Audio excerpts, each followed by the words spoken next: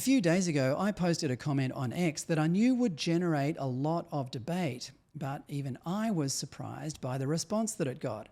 Here's the post. I am constantly meeting people who are actively seeking ways to leave Australia.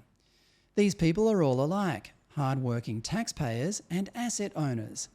Their pessimism for Australia's demographic, social and economic future is overwhelming. Is anyone else noticing this? Well, that post cruised past 400,000 views yesterday and is still being shared and commented upon.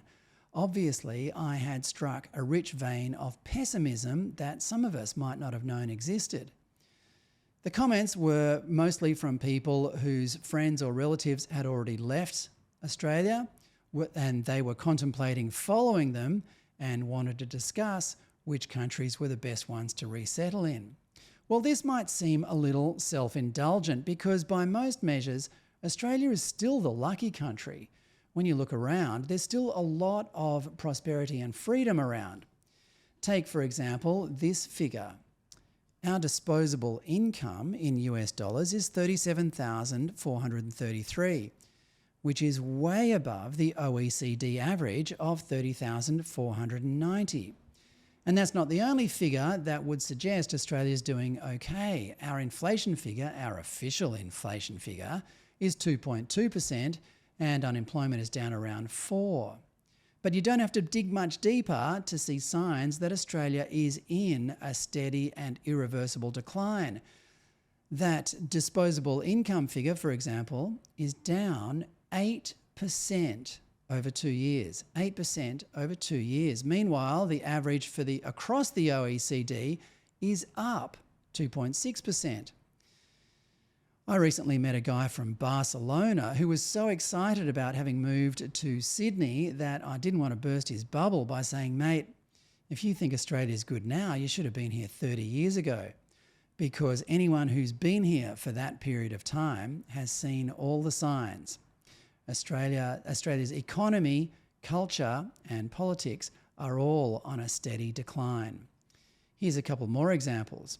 Australian Prime Minister Anthony Albanese is nonchalantly jeopardising our military alliance with the United States by scoffing at a suggestion from the US that we increase our military budget to 3.5% of GDP, up from 2%. Albo is also ambivalent about whether or not he will meet American President Donald Trump at the G7 meeting in a few days. This is a radical departure from the standard perspective or standard policy of the Australian government. It's been a long time, if ever, that Australia has been so cynical about its alliance with the US. Where that will lead us, who knows? Here's another example. Foreign Minister Penny Wong is showing that she favours terrorism above democracy. Since the attack on Israel on October 7, 2023, Wong has given $26 million to the United Nations Relief and Works Agency. That organisation harboured murderers and rapists who took part in the attack on October 7. Meanwhile, this week, she has ostentatiously imposed sanctions against 2 Israeli politicians who are members of a democratically elected government.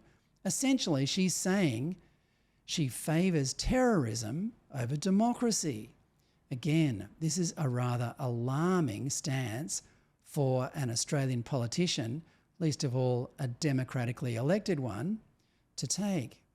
But the most alarming change in Australia that is causing all this widespread pessimism is demographics. The government is flooding this country with what seems like peasants from third world countries who come here not because they love Australia, but because they are economic migrants and want to take advantage of our prosperity. How will this end? Well, we can see how it will end already. In Britain, Ireland, Europe, and of course Los Angeles this week, The delusions of multiculturalism are there for everyone to see. The contrast between Australia and Israel is now quite stark. While people are talking about leaving Australia because they see a bleak future, in Israel, where the future is even bleaker, they are staying to fight. If you want to read more, check out my latest story on Substack.